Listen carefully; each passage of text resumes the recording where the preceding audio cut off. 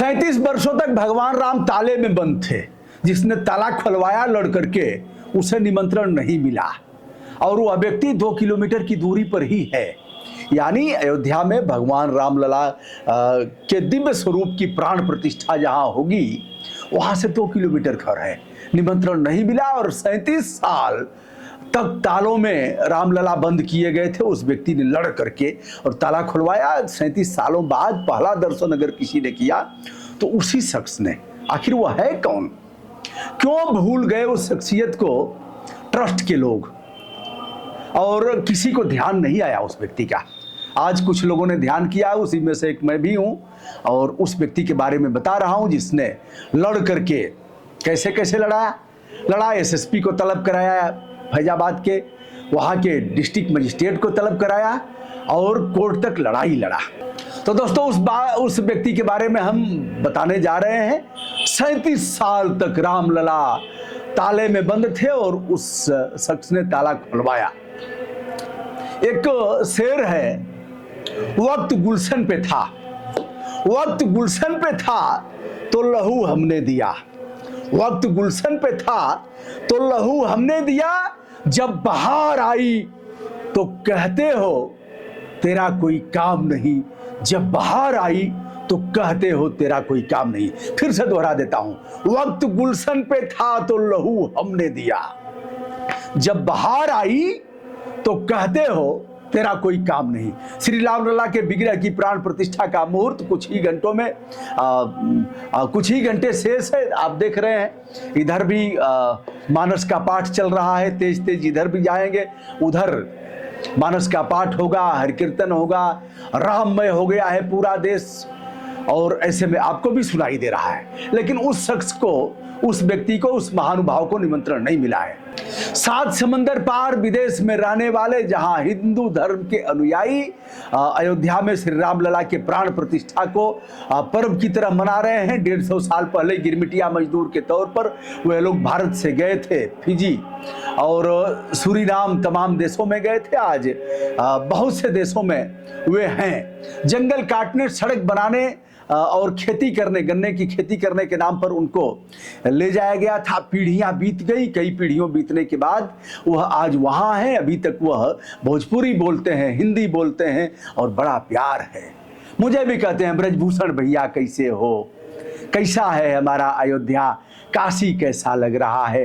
बड़ी इच्छा है, हमारे सुद्धू दादा आए थे, हमारे पूर्वज, हम उन्हीं के खानदान के हैं। बड़े उत्साहित हैं दोस्तों, उत्साह सभी को है। निमंत्रण जिन्हें मिलना था मिल गया। महीनों पहले से निमंत्रण बांटा जा रहा था। निमंत्रण अब जिनको नहीं मिलना था अब नहीं मिला। ऑनलाइन आने की सूचना भी उन लोगों ने दे दिया है। कौन आएगा एरोप्लेन से, कौन आएगा हेलीकॉप्टर से, कौन आएगा निजी फ्लाइट से, कौन आएगा अपने निजी वाहन से। ट्रस्ट पहले से ही सारी सूचनाओं को एकत्र कर लिया है। उनके रहने की व्यवस्था, उनके खाने पीने की व्यवस्था, गर्म पानी से नहाने की व्यवस्था, सब कुछ कर दिया गया है। राम जन्मभूमि के जो बलिदानी थे उनके परिवारों को भी निमंत्रण दिया गया है। फिल्म जगत के अभिनेताओं से लेकर के अभिनेत्रियां आएंगी, पूंजीपति से लेकर के खेल और साहित्य जगत के लोग, विभिन्न धर्मों के धर्माचार्यों को भी बुलाया गया है। मुस्लिम समाज के भी कई लोगों को आमंत्रित किया गया है प्राण प्रतिष्ठा के इस कार्यक्रम में, जिसमें मोहम्मद इकबाल भी हैं। मोहम्मद इकबाल का वीडियो हमने किया था, जो बाबरी मस्जिद की तरफ से मुख्य पैरोकार थे या मुकदमा लड़े थे। उनके पिताजी हाशिम अंसारी ने भी मुकदमा लड़ा था। उनके मरने के बाद इकबाल अंसारी ने उठा लिया था इस मामले को। हमने वीडियो उनका और महंत नृत्य गोपाल दास जी का भी किया था। ऐसे ही एक शख्स हैं जिन्होंने 37 साल तक जो मुकदमा लड़ा था, उनका नाम है अधिवक्ता उमेश चंद्र पांडे। मूलतः अयोध्या के रहने वाले हैं और लगभग 2 किलोमीटर की दूरी पर, जैसा कि हमने बताया, जन्मभूमि से उनका घर है। ऐसे व्यक्ति को ट्रस्ट ने निमंत्रण नहीं भेजा। वह अभी भी अयोध्या में ही है। न तो निमंत्रण मिला और ना ही किसी ने हाल चाल लिया। कंगूरे की ईंट को सभी देखते हैं। भव्य इमारत की जो कंगूरे की ईंट है, कौन नहीं देखता उसको। वाह क्या मकान बनाया है। लेकिन जो नींव की ईंट है उसे कोई नहीं देखेगा, कितनी दबी हुई है, किस तरह की यात्राओं को झेला है। लेकिन चमक दमक और वैभव का एहसास तो सभी करते हैं। तो दोस्तों ऐसे ही नींव की ईंट के रूप में है वकील साहब। वकील साहब ने क्या किया, रामलला 37 साल तक ताले में बंद थे। अयोध्या के इस अधिवक्ता ने कानूनी लड़ाई लड़ करके ताला खुलवाया। वकील साहब बताते हैं कि 1986 में 1 फरवरी को श्री राम जन्मभूमि का ताला खोला गया था और भक्तों ने जयकारा के साथ रामलला का दर्शन किया। इसके पहले 37 सालों तक जन्मभूमि का में ताला लगा हुआ था और रामलला बंद थे भीतर। सीनियर अधिवक्ता उमेश चंद्र पांडे कहते हैं कि वर्ष 1949 से 1986 तक कोर्ट में कुल 4 मुकदमे थे, श्री राम जन्मभूमि के परिप्रेक्ष्य में योजित किए गए थे। हमने भी एक मुकदमा किया था और हमारा मुकदमा खारिज कर दिया गया, यह कहते हुए कि इस प्रकार के कई मुकदमे उच्च न्यायालय में योजित हैं, इसलिए आपका मुकदमा खारिज किया जाता है। वे याची की हैसियत से फिर जनपद न्यायालय में यह मुकदमा योजित करते हैं, यानी जिला जज के यहाँ, जिला एवं सत्र न्यायाधीश के यहाँ। जिला जज ने इस परिप्रेक्ष्य में फैसला सुनाया था। देश के बड़े बड़े संत और सभी ने स्वागत किया था। देश के एक बड़े संत थे जिन्हें मैंने देखा था, कई बार सुना भी था, उनके यहाँ गया भी था।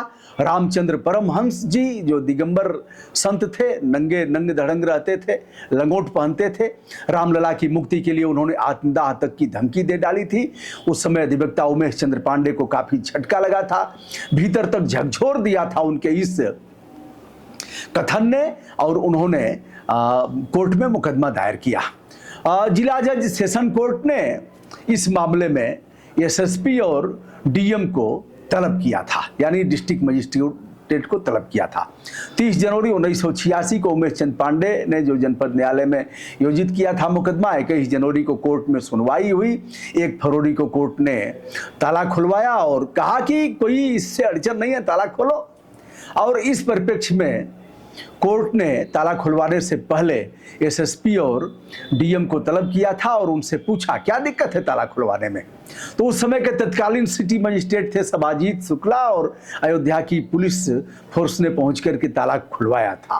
25 फीट की दूरी से पहले दर्शन होता था और फिर 4 फीट की दूरी से दर्शन होने लगा। उमेश चंद्र पांडे कहते हैं हम न कोई भाजपाई है, न सपाई है, न कांग्रेसी है, न बसपाई है, मैं एक अधिवक्ता हूं। अपने अधिवक्ता के धर्म का पालन करते हुए हमने यह मुकदमा किया था। उमेश चंद्र पांडे की इस पहल के बाद हाई कोर्ट ने ताला खुलवाने का आदेश दिया था।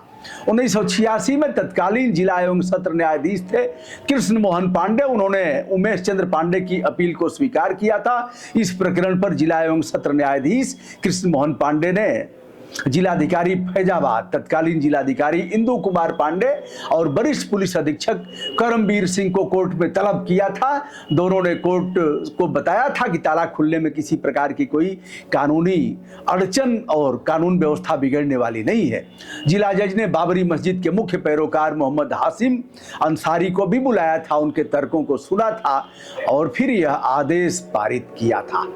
उमेश चंद्र पांडे से ससम्मान क्षमा मांगिए चंपत राय जी, क्षमा मांग करके कहिए कि हमसे चूक हुई है और इसके लिए हमें क्षमा करिए, उन्हें विधिवत आमंत्रित करिए। ऐसे नहीं चलेगा। जो कुछ हुआ, शंकराचार्य जी लोग नाराज हैं, कौन नाराज हैं, कौन खुश है, अब वो समय खत्म हो गया। चलिए जय जयकार करना है, लेकिन जाइए और उमेश चंद्र पांडे जी को ससम्मान बुलाइए। दोस्तों, मैं हूं ब्रजभूषण दुबे, आदरपूर्वक हमारा प्रणाम स्वीकार करें।